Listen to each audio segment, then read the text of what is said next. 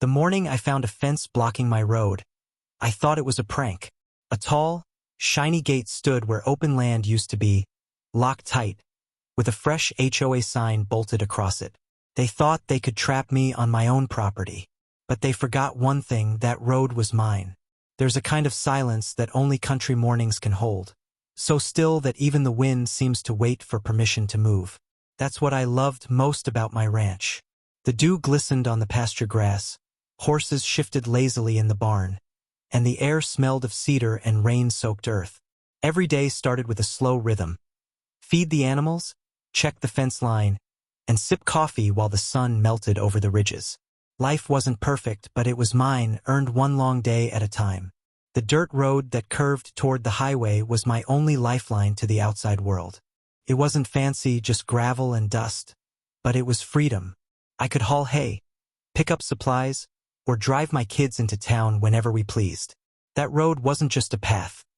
It was independence carved through land my family had tended for generations. When the new subdivision broke ground nearby, I figured the city folks and I would get along fine. They had their lawns and bylaws. I had open skies and quiet. We waved sometimes at the gate, friendly enough.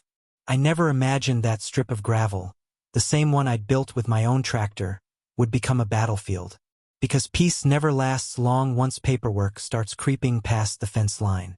It was a Monday morning when I found it. Metal posts driven deep into the dirt, stretched with fresh chain link. A bright white sign read, "Private HOA property, no access beyond this point." I slowed my truck, blinked twice, thinking maybe I'd taken a wrong turn. But there it was, my road, fenced and padlocked like a prison gate. A few hours later, a woman in a suit jacket appeared, clipboard in hand, sunglasses sharp enough to cut glass. "You must be the ranch owner," she said flatly. "We've had multiple complaints about your vehicles using our community road. You'll need to find alternate access immediately." "Alternate access?" I said, stepping out of the truck. "Ma'am, that's the only road to my ranch." She crossed her arms. "Not anymore. This area has been annexed by the HOA. You'll have to submit a request to use it." I laughed, half disbelief, half fury. "You mean the road I built, paved, and maintained for 15 years? Her lips curved into something that wasn't quite a smile. "Regulations are regulations." By evening, my feed truck sat stranded behind the fence, and I realized this wasn't confusion. It was control. They didn't just fence off a road, they fenced off my life. And I decided right then, if they wanted to play property games, I'd show them what ownership really meant. The next week, letters started arriving. First in polite envelopes, then in bold red ink. Trespassing fines. Unauthorized road use. Pending legal review. Every notice came with that same HOA letterhead, as if the paper itself carried arrogance. They even installed cameras near the fence, claiming they were for community safety. But I saw where the lenses pointed, directly at my ranch gate. My wife was furious. "We can't even get deliveries anymore," she said. "The kids' school bus won't cross the barrier." I tried reasoning with the HOA president. Her name was Cheryl, but everyone in the neighborhood called her the sheriff. I showed her old photos of the road before the HOA even existed. She shrugged. "That doesn't change current boundaries." It wasn't about rules. It was about power. And I could see it in her smirk, the satisfaction of watching someone feel trapped. But I wasn't trapped. I was patient. I'd built this ranch with my hands, and now I was going to save it with my brain. The next morning, I drove straight to the county records office. The clerk was kind, older, and clearly amused by my story. "They fenced your road?" she said, flipping through the archives. "Let's take a look at your parcel map." She laid the document flat on the counter. My property lines stretched wide, right over the dirt road and beyond. She ran her finger along the border. "This section here? That's your land, not the HOA's. Always has been." I blinked. "But they said," she laughed softly, "they say a lot of things, but the law says otherwise." I requested certified copies of every record, deeds, maps, and old county surveys showing the road's creation date. Back home, I pored over every document, highlighting sections, taking notes, snapping photos. Each word was like fuel. I even found a clause stating the HOA's boundary ended 30 feet before the fence they built. In other words, they'd built it on my property. By the time I finished reading, the sun had set, but the air felt lighter. They wanted to play legal chess?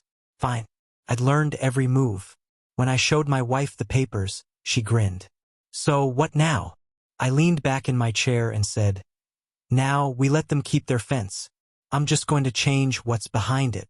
The next few days I made calls, county offices, land management, even a local contractor.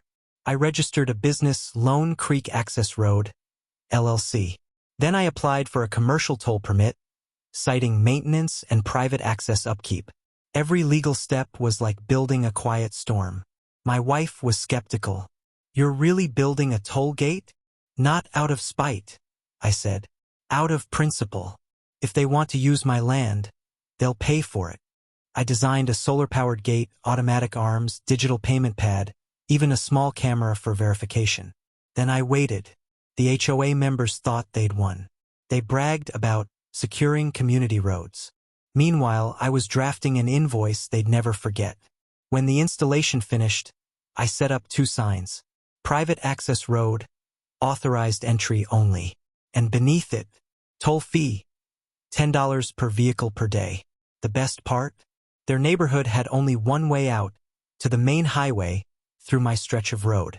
They'd trapped themselves. The first morning, I stood at my porch with coffee, watching as the HOA caravan approached. Car after car stopped at the new gate, confused. The sign glinted in the sun. People got out, took pictures, argued, and eventually called Cheryl. She arrived moments later, red-faced and furious. "What is this?" she shouted. "A toll gate," I said calmly. "Private road. You're trespassing. You can't do this." I handed her a folder, copies of the property deed, the business registration, and the toll permit signed by the county. "Actually," I said, "I can." She snatched the papers, scanning them furiously. "This is ridiculous." "No," I said, "it's reimbursement." I pointed to the fine print. "Every car that's crossed here since your fence went up owes a toll. Retroactive charges start today." Someone laughed nervously from their car. Cheryl's voice cracked. "We'll call the police." "Please do," I said. They already approved the sign. Minutes later, 2 deputies arrived. After reviewing the papers, one nodded to Cheryl. "He's within his rights. Roads on his land." The look on her face was worth every fence post she'd planted. The HOA paid the first tolls that same afternoon, through gritted teeth and angry stares. But money was money and rules were rules. I didn't raise my voice. I didn't break a thing. I just watched the barrier rise and fall, one car at a time, each beep a reminder of who owned what. Within days, the HOA held an emergency meeting. Half the neighborhood wanted the fence gone. The other half wanted revenge. Cheryl tried to save face, claiming the county had made a mistake. But the county's official notice came 2 days later, confirming that the HOA's encroachment violated property law. They were ordered to remove the fence immediately. When the contractors arrived to tear it down, I stood by the gate, watching quietly. Cheryl walked over, eyes downcast. "You really got us," she said softly. "No," I replied. "I reminded you, ownership isn't about titles or meetings. It's about respect." She hesitated. "What are you going to do with the gate?" I smiled. "Leave it. You never know who might try to block me in again." By the weekend, the fence was gone. My road stood open again, but the toll gate remained. I didn't charge them anymore, not a cent, but I kept the system active. A quiet reminder that sometimes the only way to teach boundaries is to build one yourself.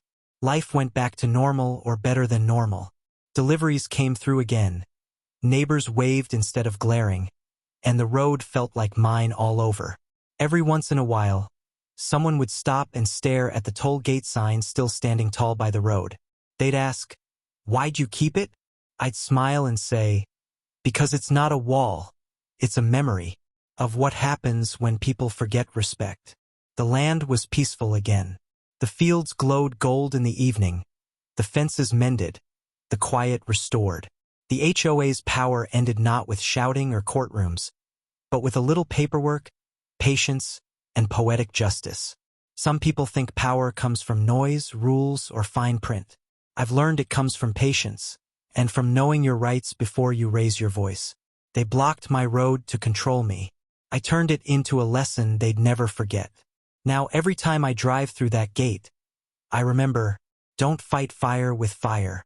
Fight it with facts. Because when someone tries to fence you in, the best revenge isn't breaking the gate. It's charging admission. So tell me, if someone walled off your land and called it theirs, would you fight them? Or make them pay to cross it?